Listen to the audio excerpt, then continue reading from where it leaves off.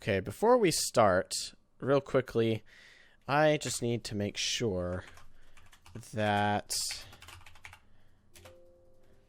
Nope, okay, good. So I guess it's not a war crime yet. That means I can make this video.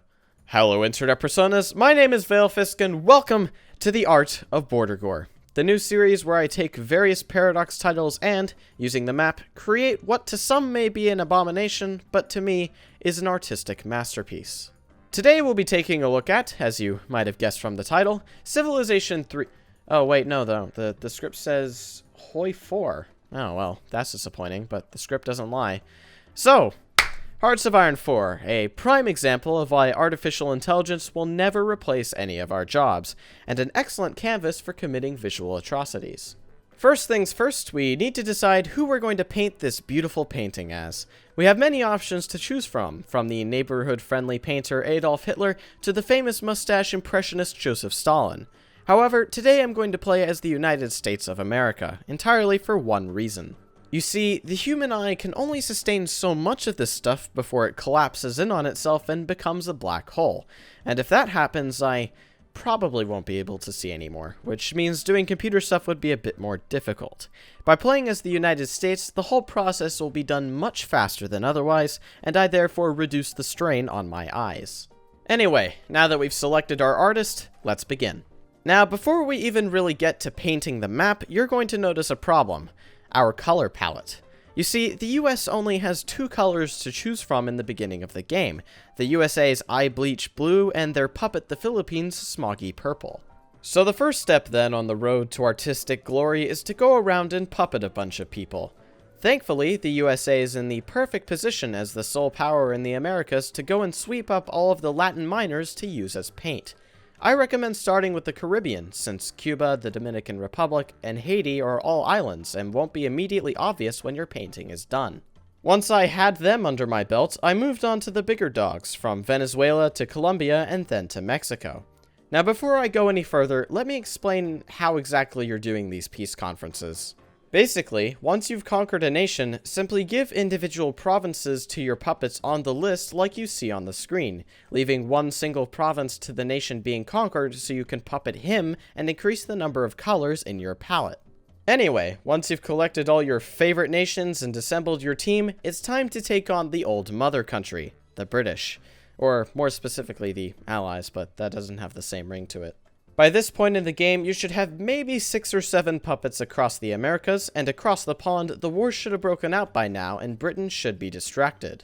Line up your by now large army on the Canadian border, and build about 10 to 20 Marine divisions while you wait for the right time to launch Operation Reverse Colonization. When you're ready, just declare war. You should be able to shrug off the few Canadian beaver cavalry you'll encounter, and once you've taken over the ports in the northeast, you can prepare to island hop over to Great Britain. Simply naval invade Greenland, then Iceland, and then invade Scotland. Knowing the AI, their first course of action will be to naval invade Hawaii, so you should be able to take it out with just your Marines, even in 1942 or 43. Okay, so now we have successfully conquered the Allies, and well, we've given the map a real facelift here. So we got Canada. Canada's looking normal.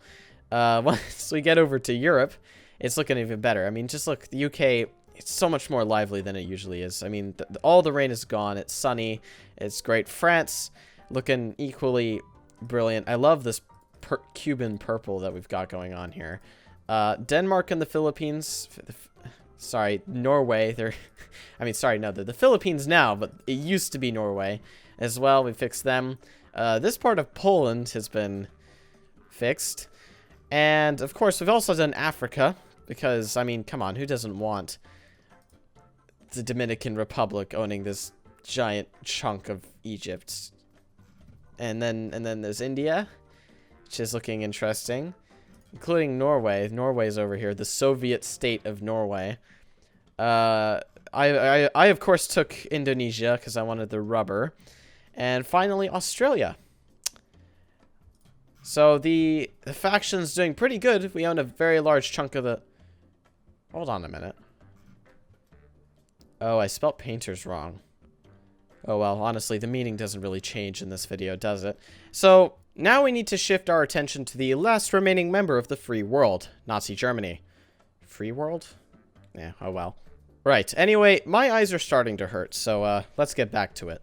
With them out the way, your puppet count should be somewhere near 20, and it's time to finish this off by killing the great painter himself, Hitler.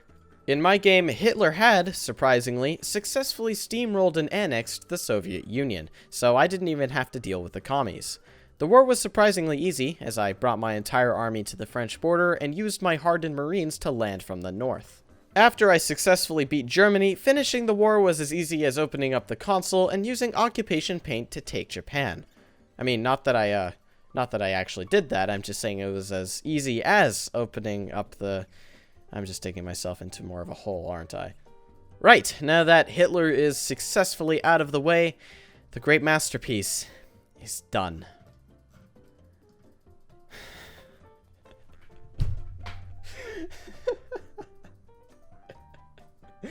What have I done?